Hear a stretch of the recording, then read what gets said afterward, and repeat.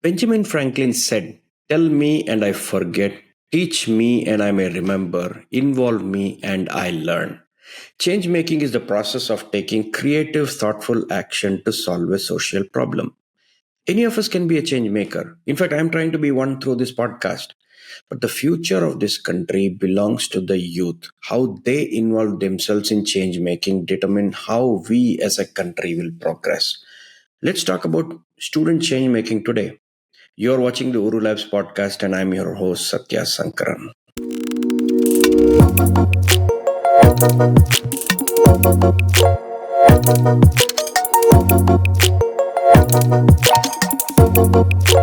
I spoke with Nupur Ghuliani from Reap Benefit, one of the organizations working on creating student changemaker. She is the Senior Director, Climate Action and Advocacy. I began with, why youth? Why did they decide to work with young people? Here she is. The idea of working with young people is to try and find an antidote for citizen apathy. We see that in India, there is a lot of talk around, let's say, patriotism, or there's a lot of conversation around politics, but not as much conversation around building a civic muscle, about citizenship, about trying to think about your own street, your own neighborhood, etc. And so the idea was, how can we kind of tap into the idealism of the youth and try and build some of these values, amongst young people. So that's where that's where the idea of working with young people started. Like, how can we turn this citizen apathy into agency among young people while focusing on civic and environmental issues? We don't have adults displaying citizenship today. There is a massive disengagement from productive problem solving for the public commons. There is increasing abuse of our streets and public spaces. There's no trash in the houses, but all over our street. Neatly parked vehicles in the compound, but rampant abuse on the streets outside. In short, there is more selfishness in society and lesser regard for public assets. Are the youth today any different? Why should we work with them? I'd say there's definitely greater absorption. So you tend to absorb things a little bit more. You're more willing to listen. You're more willing to learn. There's also a certain idealism that one can tap into. I think about when I was younger, there was definitely, as you grow older, you just tend to become more cynical, tend to have more things to do, which you may not then find time for things outside of your schedule. So there's a whole bunch of things which make young people, the right age group, and also it's like, it also makes sense to start younger. These are people who are going to be holding positions of power tomorrow, who are already important enough since they're citizens of today. And so in that sense, it just becomes this age group where you're more impressionable, you're more idealistic, and hence more open to ideas associated with citizenship. How do the youth engage differently from adults? In our experience of working with young people, I think we see that the openness to ideas is something that we tend to see over and over again. So when you're talking about a new subject, when you're trying to bring in a new experience, we see that when you're working with the younger, the age group, the more openness to learning something new, the more curiosity. At Reap Benefit, one of the interesting things that has come up in a lot of testimonies, interestingly, is young people feel very heard in the office and in the way we interact with them. They talk about how they feel like adults. And so in some sense, it's almost like treating young people like adults makes them feel more heard, makes them be more attentive and so forth. So it's I think that would be, I would say, that the agency component, giving people the agency to guide their own journeys, to build their own change-making journeys themselves. I think that gives people that autonomy is very empowering for young people. How does Reap Benefit approach engaging with the youth? The core philosophy is of saying that there is some sort of an inner journey that the young person is going to go through. And then there's an outer journey in terms of them interacting with a certain problem. So there are in the different ways in which, so there could be a program that could be a 1 day program, a 6 week program. There are lots of different types of engagement, but the way we try to approach it as Reap Benefit is that when we are working with young people, the idea is to focus on their journey, and our role is to be their running mates. So it's not some sort of a I guess the mentorship is very like, I'll walk with you rather than telling you what to do. So it's not very instruction oriented, it's not patronizing, it's more of I'll walk with you, and then if you have any issues, any doubts, anything that you want to run by us, then you can just kind of share that idea. So that running mates philosophy is what sort of is something that we use across the different engagements. And then the way, because we are talking about young people and we are talking about civic and environmental issues, the young person tends to go through this journey where they're expected to constantly think, do, and then reflect on what they've done, and then go through that iteratively as they go through that journey. And on the outside, they have whatever problem that they're solving. There is some sort of that's where we use like a framework for problem solving, where we say, let's first discover the problem, then we go into investigating the problem, trying to understand it, study it from different perspectives, maybe interact with the community that's facing that problem, and then go into finding some sort of a solution and then sharing it in the community. So that's what we call as, we use DISS, or discover, investigate, solve, and share, as a way to talk about the process. So there's this inner journey where you're kind of becoming more aware of what's in your neighborhood, and things, suddenly problems become visible. Your duty as a citizen becomes visible to you, and you go through this inner journey of learning how you act and how you try to approach a problem. And then there's this outer journey of actually seeing that problem through.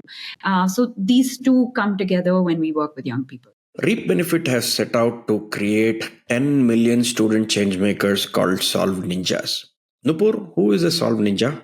So Solve Ninja is the demonym used for, or the name of the persona that we use for any young person who's associated with Reap Benefits programs. The idea is you're here to solve, and solve is an audacious word in this sector. In the everything is difficult to solve. Most problems don't get solved. Most things just move down. There's a needle that you probably move, but the idea and why we continue to use that word is where we are saying everything that you do here is action first. So let's not theorize too much. Let's not stay within the realms of reading about a problem, or keeping an arm distance from the problem. Let's get our hands dirty and try and solve the problem. And so the orientation is to solving, and that's why we use the word solve. And so we today we've touched more than 16 lakh ninjas across the country. We are in more than 10 states. We've clocked more than 100,000 problem solving hours. So we have this almost like a community which is out there trying to understand the problems in their neighborhoods with the intention of wanting to solve them. And that's who we kind of refer to as Solve Ninja. Around Deepavali of 2019, I was approached by Archana, a Solve Ninja from Reap Benefit. She, along with a bunch of students, had made air quality sensors with cardboard boxes, particulate matter sensors using Raspberry Pi, etc. They distributed these sensors to residents across town for a few weeks. I like being a part of the effort too, noting down numbers around Deepavali and being engaged in the act of monitoring and even putting that out on social media, the elevated levels. It also made everyone around us to be more conscious of what we want to do around pollution. There are few students who take on such challenges, still fewer like Kaushik Ravi, a Solve Ninja, who started this journey in 8th grade. He has finished his engineering now and has built a couple of technology solutions around trees. I caught up with him on his journey of becoming a Solve Ninja, his activities, his accomplishments, etc. Listen to him. So I would say it was in my 8th standard, and I was going through a disorder at that time, which is called as the puberphonia, which is a voice disorder, like where the voice doesn't break up. And I had a lot of inferiority complex because I stopped talking with everyone, and being called a chatterbox at my young age, and then just stopping everything when I was in my 8th standard was like, it had a toll on me, and I just didn't talk with anyone, and I had a lot of inferiority complex, and that's when Reap Benefit came to our school, and they were like, let's go to the government schools, let's build something. And then I went there, I built something, which is like grey harvesting, rainwater harvesting, waterless irrigants. And then I thought, okay, I'm not using my voice, but I'm being happy and proud of what I'm doing. When Read Benefit came to our school, it wasn't the normal teacher-student or tutor-student warfare. Like they just come and say, just like a friend, hi Macha, what are you doing? How are you doing? And that was the icebreaker for all of us. And then they never instructed us that you have to do this, this, this. They just guided us in that just think of this or imagine this situation, what you will do. They never gave the solution. They just pushed us to the uncomfortable zone and they just guided us through that. And I think that's where everyone was involved because if you give a solution and a framework, maybe someone might not follow it. But if you just push them in this situation and say, like, do whatever you want, I think that's when everyone connected. And we were building things like Arduino, sensors, and all. This was like 2014 when it wasn't that famous in school days, like in the 8th standard and 9th standard. And, we were just a month back, we were reading books and just this thick books. And then when someone gives you the Arduino and all the electronic components, we were like so excited by it. We always use this framework, which is DIS, discover, investigate, solve, and share. So we used to first go to the government school, just go have a look, what are the issues, what's the problem, and we used to go talk to the school kids over there, the teachers, and the people who are working there. And then we would just note down all the problems, and then we would come to our school, investigate on it, like how we can solve it. And then we will just make a plan, we will just show it to them. And then they would just give us the materials. But the challenge was that it has to be done with waste materials. So it's if you're making a urinal, it should be like out of a unused water can. So that's how we made solutions. And then we would just go there. And the interesting part is it's not just we fixing the solution. We would call up the government kids, we would give them the instruments and tools. So we would do it together. Because they also get that sense of ownership, like, okay, this is something that I made it, so I have to use it responsibly. And at the time, like when I was in 8th and 9th, I mean, my parents never used to, give me the hammer or the nail or the drilling machine or something. But they were like, you are used to do anything, just wear the equipments and stuff. And so we made waterless urinals. We made rainwater harvesting systems.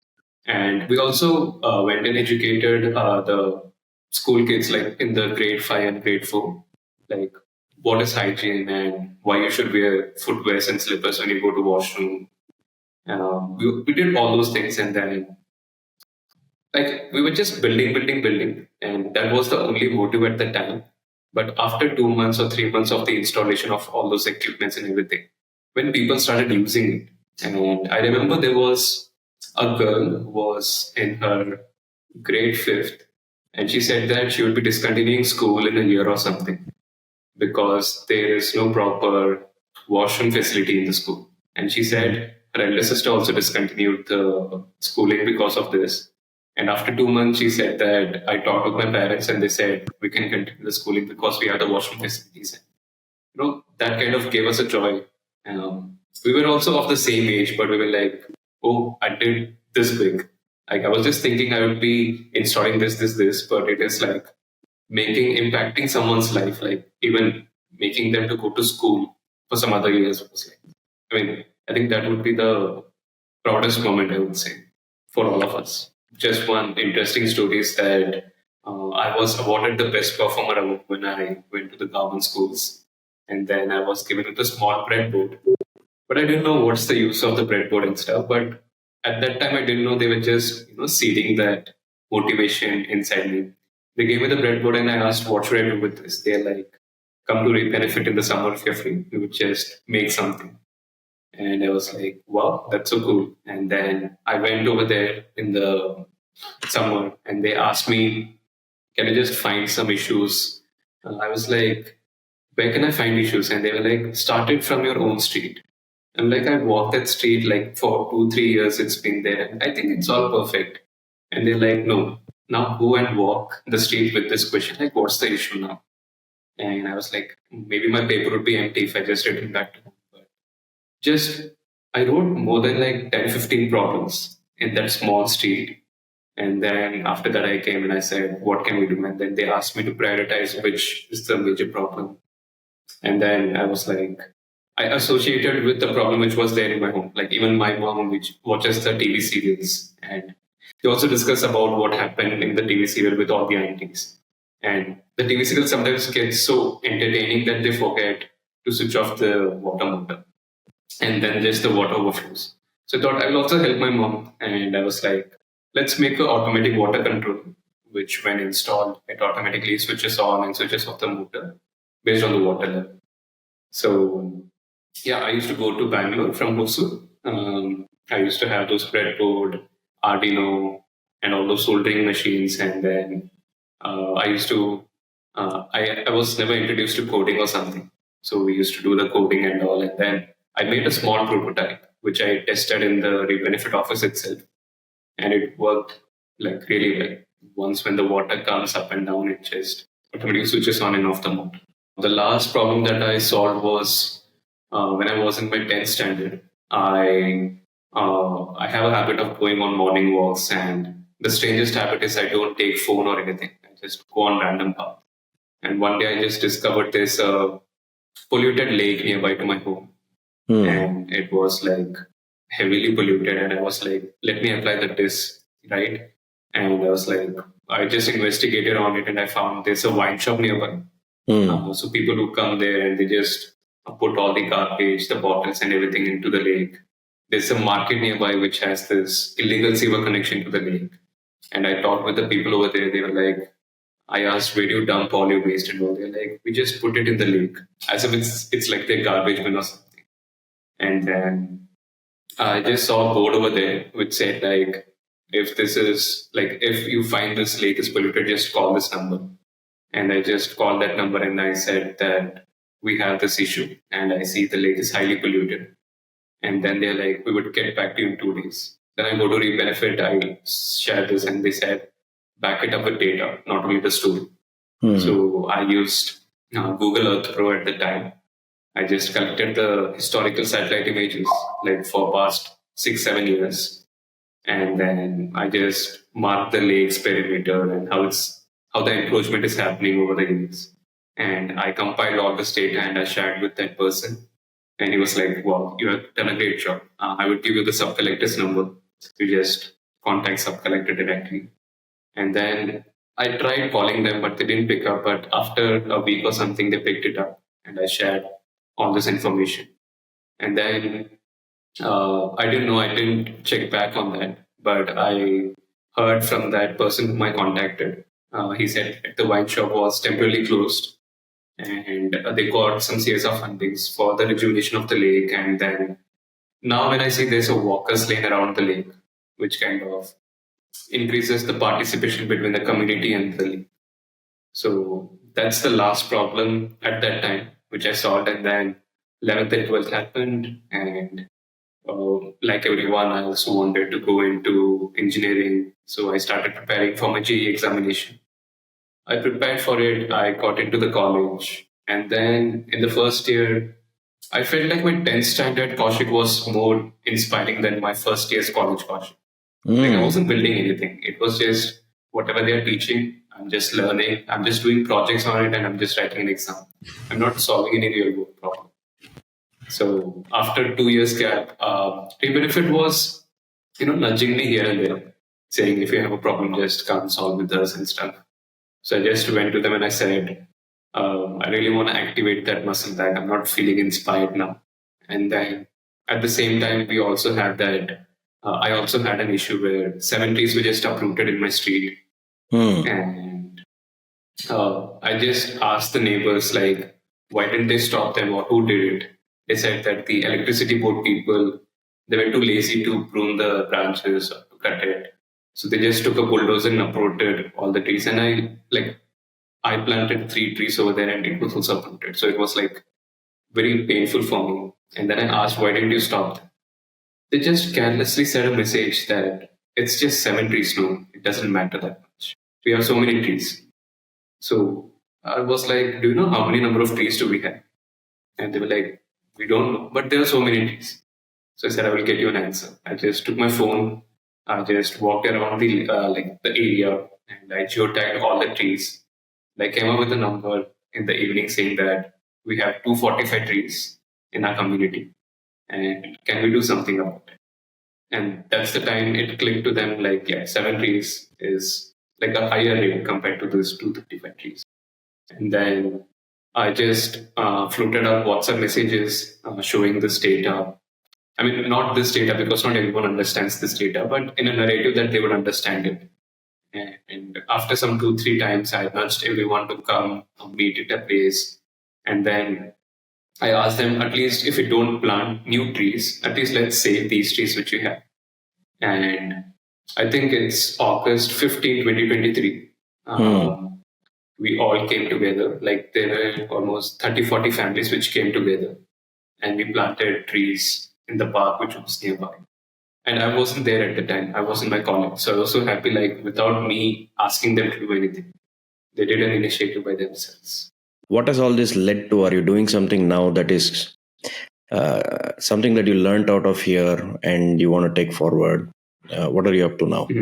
Just trying to solve this real world problems. I think my career path itself changed towards it.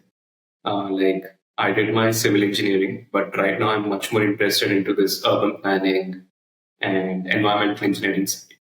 So right now I graduated a month ago, so I'm just building my own projects. I'm building dashboards for tree census data where we can just drag and drop a species. It will just say how's the cooling potential of those species in that area. And then the second app was AI assisted camera app, which like anyone can use. Just take a photo of a tree. It says what is the carbon dioxide sequestered by the tree, what is the species, what is the damage, and everything. And third one is a meditation app, which is based on these trees. So it's like when I give my address and I say that I have 5 minutes, it just intelligently finds a path which has the most number of trees. And when I just walk in that path, it doesn't say that this is the tree species or this, and that, but it says what I can learn from the tree. What is the wisdom the tree is giving? For example, when I pass through a mango tree, it says like, be sweet as a mango. Something like that, the meditation starts to speak as I get near to the proximity of the tree. So these are the 3 things that I made. And I started off with a passionate project. And right now when I talk about this to people, like they're very interested and they want this to scale it up. So I still don't have a plan, but yeah, I think I'll be working on these 3 projects and I'll be scaling it up. A few people like you can, some use technology, some use something else. Ultimately, it's about problem solving. One for trying to make things better around you and for people. But when other kids are there, they are also going through the same schooling, books. What is the thing that you would say to them? If you were talking to an 8th grader today, what do you think they should be thinking about? I'd say just we have to be accountable. I'm not saying that you have to take account of the whole world or the whole earth. Just be accountable of your role. Start small. Like I just want an accountability in such a way that if even there's no one seeing this, we should be accountable in our practices. Because if it starts small, right from a room, like if no one is seeing this, I'm just putting this wrapper here. It's not good. If someone is seeing, I'm going and putting it in the garbage bin. That's not how it is done. So if the accountability starts with their room, it slowly goes to the home and then the street. And then when everyone does this, the whole street is like clean.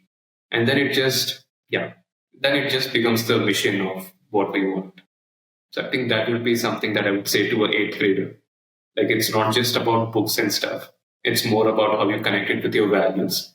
And once when you connect it with values, I think we can understand what the real world problems are and we can solve it. Nupur, how does one become a solve ninja? The short answer to that is become part of one of our programs. We run like all sorts of online, offline, hybrid programs across the country. You don't need to be here in Bangalore, any of the states in which we are actively involved, though it would be good if you're there because we have offline events as well.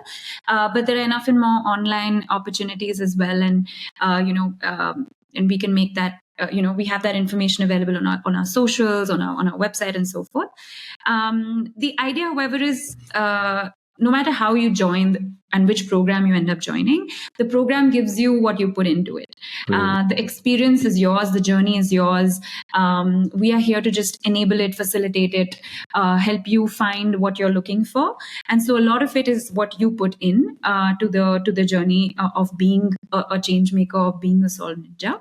But yeah, the opportunities to connect are plenty, and like I said, they are all over our socials, and we are pretty good at putting our programs out there on our different social platforms. The act of making something will force you to learn more deeply than the reading ever will. In conclusion, Nupur, what should the youth of the country set their sights on if they want to become a change maker? I think it's important to start where you are. I think it's important to look at our neighborhoods as a starting point to any kind of change we want to make in this country. It's important to view our citizenship as something that starts in our own household and then goes from our neighborhood to our community to our city and so forth. And so which kind of leaves us with which almost leaves us with no excuse when it comes to our change making journey, right? And so I'd say start with your own community, start with your own household, and then let's see where that goes, and then